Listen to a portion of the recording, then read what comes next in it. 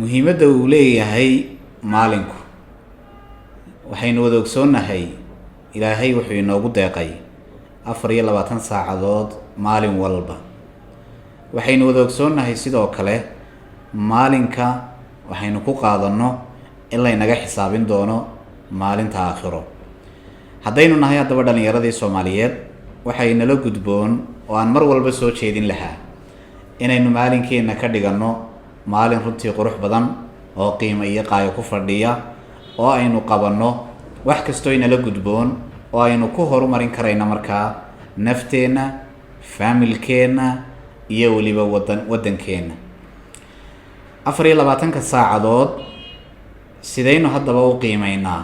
maxaynu ku qiimaynaa waxa aynu qabanno? miyaynu beerdaraynaa waqtiga oo miyaynu luminaa waqtiga inagoo markaa ku luminaynaa waxyaabo aan micno weyn aan xambaarsanayn, sida inaynu ku khasaarino ama ku lumino inaynu wareeg samayno?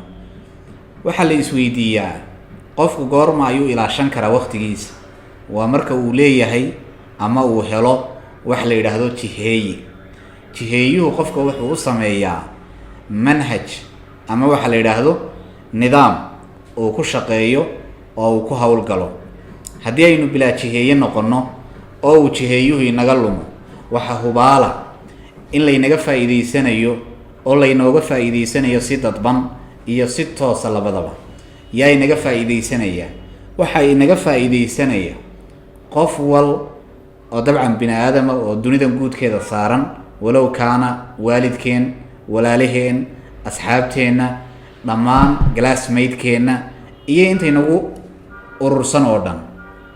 haddii laakiin qofku uu yeesho jiheeye ama wax isaga haga ama yool oo isagu doonayo inuu ka midho iyo jibo keeno, way adkaanaysaa in lagaa leexiyo dariiqaaga saxda. way adkaanaysaa inay maalinteenu inaga lunto. way adkaanaysaa in laynooga faa'iidaysto dhabaynta riyooyin dad kale.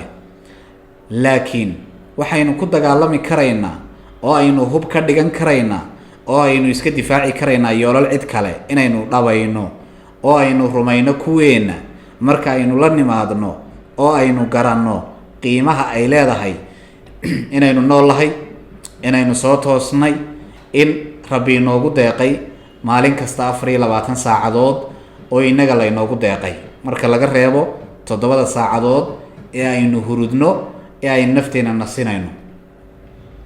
dad badan waxay qiimo tiraan 24 saacadood bay qiimo tiraan iyagoo qiil ka dhiganaya markaa oo qiil u raadinaya oo odhanaya busy baanu nahay, waanu mashquulsan nahay.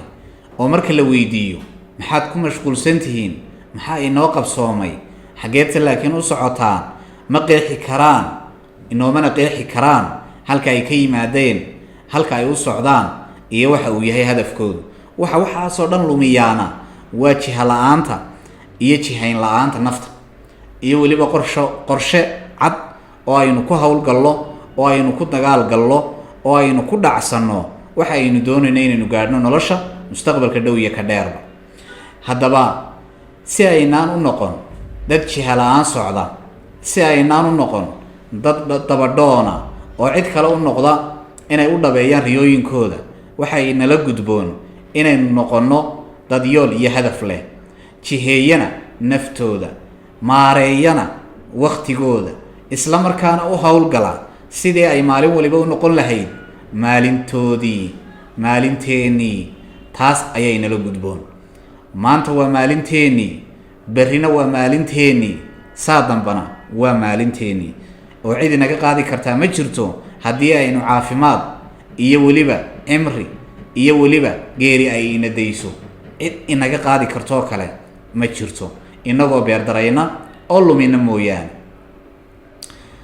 haddaba qof kastoo dhalinyara iyo qof kastoo daa waxaa la gudboon inta aanu berri qoomamayn, inta aanu berri ka ooyin, inta aanu berri ka shallayn, inuu maanta qabto wixii ku habboonaa inuu qabto, inuu maanta yeesho oo uu isagu lahaado maanta ay tahay maalintiisii, inuu furaheedii helo oo uu ku furfurto albaabada ka xidhan oo dhan. horeyba waxaa laynoogu sheegay oo la yidhi haddii uu albaab kaa xidhmo albaab kalaa kuu furmi doonee adigu haysdhiibin. maalinta haddii aan usoo noqdo waa 24 saacadood. waxaa lagu sameeyaa wax la yidhaahdo time management, wakhtigaaga qorshee oo kala maamul oo adigu kala wad oo ha iska hor iyo daba wareegin. waxaad samaysataa inaad samayso nidaam ah daily routine. maanta maxaan qabanayaa, halkeen ka bilaabayaa, halkeense ku dhammaynayaa. haddii aad qorshahaa dejiso waa hubaal inaad guulaysanayso, wax kaa lumayaana ay yaraan doonaan, guushuna ay adiga kula taalo ay macaaga noqon doonto. sideen haddaba u samaynaa qorshe maalmeed? waxaynu u samaynaynaa inaynu habeenkii fadhiisanno, nafteenna la sheekaysanno, yeelanno wakhti la yidhaahdo wakhtiga nasashada, wakhtiga aamusnaanta, silent time, oo aynu la faqno oo aynu la shoorno nafteenna, ay weydiinana maxaa berri kuu qorshaysan, maxaad berri qaban doontaa, maxaa berri kuu hirgeli doona, maxaa kuu dhawoobi doona berri toole. haddii aynu su-aalaha nafteenna weydiino oo aynu weliba buug iyo qalin soo qabanno oo aynu ku qorno waxa aynu doonayno berri inaynu qabanno. haddii aad waxbarasho lahayd, imise saacadood ayaad waxbarashada geli doontaa, nowd garayso. haddii aad shaqo lahayd, imise saacadood ayaad shaqayn doontaa, nowd ka dhigo oo qoro oo meel ku calaamadso. haddii aad berri faamilka hawl u qabanaysay, imise saacadood ayay hawshaasi kugu qaadan karaysaa, nowd garee. maalintaadu ha noqoto gelin dambe iyo gelin hore. maxaan qaban doonaa gelinka hore, maxaanse laakiin qaban doonaa gelinka dambe, maxaanse laakiin qaban doonaa gelinka dambe oo fiidkiina la raaciyo. markaad labadaa u kala jebiso maalintaada, waxaad garan doontaa 12 saacadood ama 6 saacadood ee gelinka hore waxay kaaga baxdo. waxaad ogaan doontaa 6 saacadood ee gelinka dambena waxay kaaga baxdo, inta habeenkiina waxay kaaga baxdo. waxaad meesha ka saari doontaa wax kastoo aan muhiim iyo muhiimad gaara kuu lahayn. hadday ahayd inaynu in badan tiifiyada daawano oo aynu telefishinada waqti gelino, maxaa iga soo gala, maxaa iga gadhiisha inaan tv waqti geliyo? waa su-aalaad naftaada weydiin doonto. maxaan ka faa'iidayaa musalsal, maxaan ka faa'iidayaa filim 2 saacadood soconaya ama saacad iyo dheeraad soconaya? maxaan ka faa'iidayaa ciyaar iyo kubad aanan anigu ahayn ka matalaya, aanan anigu ahayn ka ciyaaraya, aanan anigu ahayn ka ku guulaysanaya koobka dahabka iyo weliba lugta dahabka iyo weliba maxaa aniga iga faa'iidaa? marka uu qofku su-aalaha isweydiiyo wuxuu u foofi doonaa oo uu dareeri doonaa oo uu raacan doonaa yoolalka uu isagu leeyahy oo ah sanadkan iyo sanadkii hore inay wax badan u dhaxayso. isbeddelka noloshayda shakhsi, isbeddelka noloshayda family, isbeddelka waddankayga, fikrado guud oo waddaniya oo lagu guubaabiyo oo lagu soo kordhiyo dhalinyaradaada, fikrado gaar oo lagu soo kordhiyo qoyskaaga dhexdiisa, fikrado guud oo waddaniya. saddexduba adiga ayay lagaaga baahan yahay inaad samayso. innaga ayaa laynooga baahan yahay inaynu la nimaadno. waxaa haddaba muhiima si ay maalinteenu qiimo aanay u qiimo beelin oo ay qiimaheeda u haysato, inaynu leenahay jiheeye, inaynu leenahay time management, inaynu leenahay qorshe cad oo aynu ku howlgalno, inaynu leenahay inaan laynaga leexin karin jihooyinka aynu u soconno, rabitaanada inagu aynu leenahay.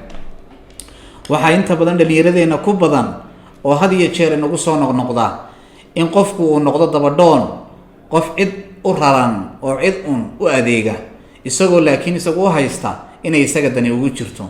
tusaale, haddii aanay maanta kugu jirin qorshaha inaad aroos ka qayb gasho ama aad aroos tagto, laakiin saaxiibkaa uu kugu soo qaylo dhaamiyo oo uu kusoo wargeliyo oo uu ku yidhaahdo aroos baa jira inagala qayb gal, xilligaasuu dhacayaa isla caawaba, waa inaad odhan karto qorshaha iguma jirin oo arooskan hore igumaydaan sii sheegin, meherkan hore igumaydaan sii sheegin, oo qorshaha iguma jirin, oo hawl baan anigu lahaa oo aan u socdaa.